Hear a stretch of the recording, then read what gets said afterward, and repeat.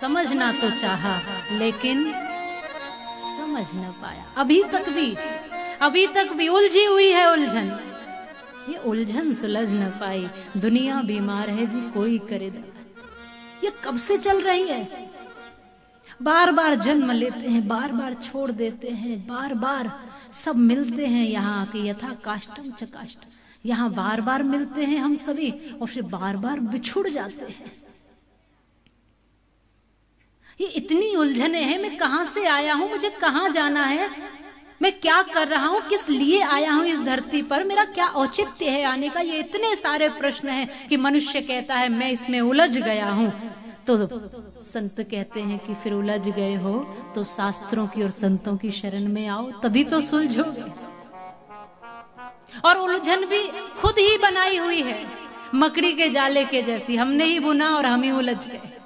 हम ही गृहस्थ धारण करते और हम ही उसमें रोते। हम ही सन्यास की ओर जाते हैं और फिर हमें ही छोड़ने का दुख होता है। हमने ही सब कुछ किया और हम ही फिर परेशान हैं। इसलिए संत कहते हैं कि सुलझना है तो फिर ऐसी कथाओं की सानिध्य प्राप्त करो, सत्संग की सानिध्य प्राप्त करो, श्रेष्ठ विद्वत जनों की और संतों की सानिध्य प्राप्त करो। हर एक समस्या का समाधान है, और या ये कह लीजिए समस्या में ही एक समाधान है। यहां समस्याएं भी हैं और समाधान भी हैं। ये दो रास्ते सदैव चलते जाते हैं। ये मन में उलझन हुई है मधु और कैटब के कि कोई समझाए कि हम हैं कौन, हम कहां से आए हैं, हमारा अस्तित्व तो क्या है, किसने पैदा किया है और हम क्यों इस जल में विचरण कर रहे हैं। हमें तो कुछ अपने बारे में ज्ञात ही नहीं है।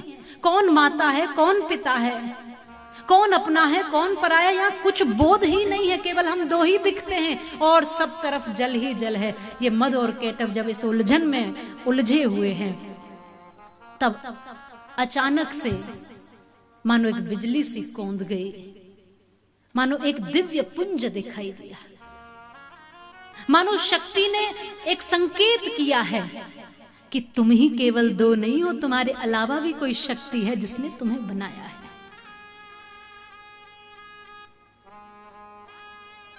अब वो शक्ति पुंज को स्मरण करते हुए हृदय में धारण करके उन दोनों ने उसी को अपना मान करके तप शुरू किया। और जब वर्षों तक तप किया तो माँ भगवती प्रसन्न हुई। और अब माँ भगवती से इन्होंने वरदान मांगा कि माँ आप यदि प्रसन्न हैं और देना चाहती हैं तो हम अजर और अमर हो जाए, देव दानव मानव किसी के हाथ से हमारी मृत्यु न हो। और यही तो मनुष्य भी चाहता है। मनुष्य भी तो यही चाहता है कि मैं अजर हो जाऊं, अमर हो जाऊं।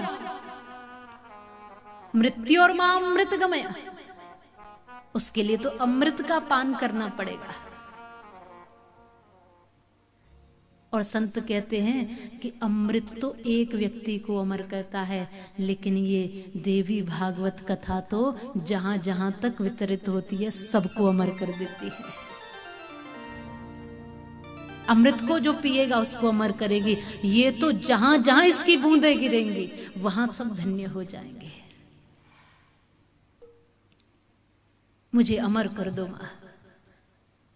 मां ने कहा तुम्हारी जैसी इच्छा।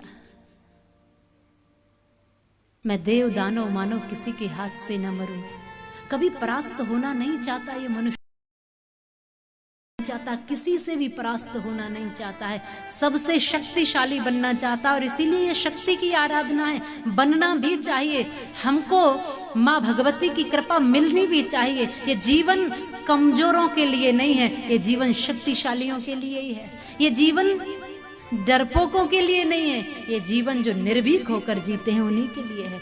ये जीवन जो जीवन को समझते हैं उन्हीं के लिए है। जिनके पास शक्ति है उनको सब पूछते हैं, और शक्ति ही नहीं उनको कोई पूछता है क्या?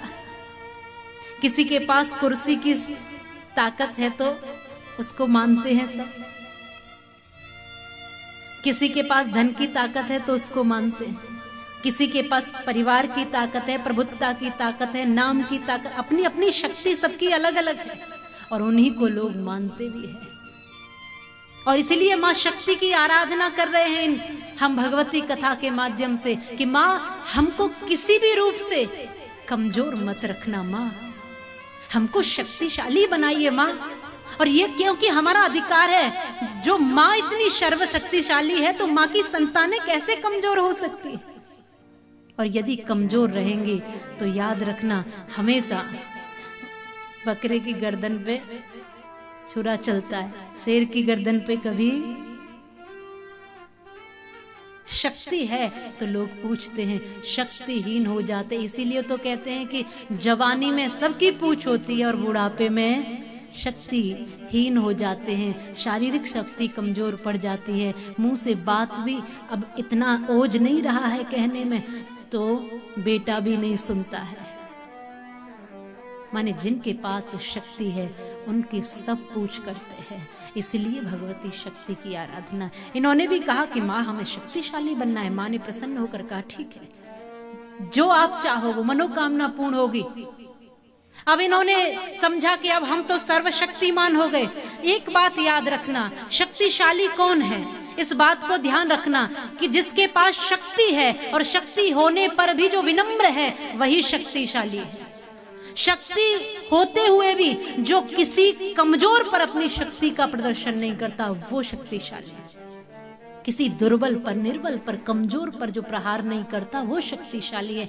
इन दैत्यों के पास शक्ति तो थी लेकिन इन्होंने अपनी शक्ति का सदुपयोग नहीं किया, दुरुपयोग किया, इसलिए वो दैत्य दानव कहे जाते हैं। शक्ति का सदुपयोग भी हो सकता है। एक सकारात्मक ऊर्जा भी हमारे पास है, शक्ति हमारे पास है। एक नकारात्मक ऊर्जा और शक्ति भी हमारे पास ही है। ये दोनों हमारे पास है। हम चाहें तो हम सकारात्मक दिशा में चल करके अपना समाज का, धर्म का, राष्ट्र का, जन जन का कल्याण कर सकते हैं, और नकारात्मक सोच के कारण हम पतन की ओर भी जाते हैं। ये दोनों ही शक्तियां हैं।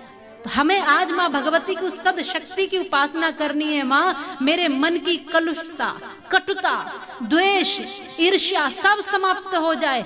मैं मधु केटव की तरह न बन जाऊं, जो अपने बारे में ही सोचूं, जो सब पर प्रहार करने की सोचूं, जो सबको दुखी करूं, जो सबको अशांत करूं। और मधु और केटव का भाव, यहाँ कथा का सार ये कहता है कि मधु माने मीठा, मधु और केटव, राग और द्वेष। एक राग है और एक द्वेष है। ये क्या है? कर्ण मेल, कान का मेल ही है। राग माने मीठा, मीठा जहर कह सकते हैं, और द्वेष कड़वा जहर हो गया। माने यदि किसी ने आपकी प्रशंसा कर दी तो आप एकदम सीना चौड़ा करके आहा हा कितना अच्छा हूं मैं। अब जिसने तारीफ की है बस उसके प्रति रागी हो गए, यही मेरा अपना है और अब इस दुनिया में कोई नहीं है। तो ये भी ठीक नहीं है। और किसी ने थोड़ा सा कुछ कह दिया उसके प्रति द्वेष आ गया। ये कान का मैल ही है जो दोनों कानों से भीतर जा रहा है, एक राग बनकर एक द्वेष बनके। ये दोनों ही खतरनाक है। यहां समता चाहिए, राग और द्वेष नहीं चाहिए। किसी ने मीठा बोला, अच्छा आपकी तारीफ कर दी तो उसको भी प्रणाम कर दो, और किसी ने कुछ कटु भी बोल दिया तो उसको भी प्रणाम कर दो। भैया इसमें भी कुछ मेरा भला ही होगा, मुझे तुम मार्ग ही दिखा रहे हो तो सबको प्रणाम करके ही चलो। ना तो किसी की मीठी बातों में उलझो और ना किसी मुश्किल में किसी के कड़वेपन से फंसो। ये कथा का सार कहता है कि राग और द्वेष इन कानों के माध्यम से ही आते हैं। यही कर्णमेल, मधु और केटव के नाम से इस कथा में दर्शाया, एक कहानी बना करके, क्योंकि कहानी के माध्यम से हमको जल्दी समझ में आता है। इस राग द्वेष से दूर हो जाना और समता जीवन में ले आना ही भगवती की उपासना करना है। अमर होना चाहते हैं तो सबके हृदय पर राज्य करना, यही भगवती की उपासना है। अब इन्होंने दूसरों पर, ब्रह्मा जी पर भी आक्रमण शुरू कर दिया। ब्रह्मा जी कह रहे मैं तो वयोवृद्ध हूं भाई, मैं तो युद्ध नहीं कर सकता। अब विष्णु जी को झकझोर रहे हैं, आप ही आओ प्रभु, आपके उत्पन्न किए राग द्वेष है, ये मधु केटव है, इनसे आप ही युद्ध करो। अब भगवान विष्णु ने भी सहस्रों वर्षों तक कहते हैं युद्ध किया है, लेकिन ये परास्त नहीं हो सकते क्योंकि माँ भगवती का वरदान प्राप्त है। तो जब माँ भगवती की उपासना की है भगवान विष्णु और ब्रह्मा जी ने, तब माँ भगवती ने अपनी शक्ति से इन दोनों राक्षसों को सम्मोहित कर लिया है। सम्मोहन शक्ति छोड़ करके माँ ने अपनी ओर उनको खींच लिया है और इन दोनों का ध्यान माँ ने अपनी ओर खींचा। भगवान विष्णु ने कहा कि तुम्हारा तो ध्यान एकाग्र हो गया है माँ भगवती की ओर, तुम तो बड़े साधक हो, मैं प्रसन्न हूँ, मांग लो क्या मांगना चाहते हो। तो मधुकैटभ कहते हैं कि बड़े दानी आए, अभी तक तो मुझे हरा नहीं पाए थे, तुमसे क्या मांगूंगा, तुम्हारे पास है ही क्या जो मांगोगे, और यदि मांगना चाहते हो तो हे विष्णु तुम हमसे मांग लो, तुम ही हमसे मांग लो, हम ही दानदाता है, हम ही देने वाले हैं, हम तुमसे क्या मांगेंगे, तुम हमसे छोटे हो क्योंकि हमें परास्त नहीं कर पाए। तो भगवान विष्णु कहते हैं तो यदि देना चाहते हो और तुम तो बड़े ही हो तो अपनी मृत्यु का दान दे दो। माँ भगवती ने सम्मोहन किया और भगवान ने कहा कि अपनी मृत्यु का दान दे दो। तो मधुकैटभ कहते हैं ये तो तुमने हमें छला है, तुम तो छलिया हो,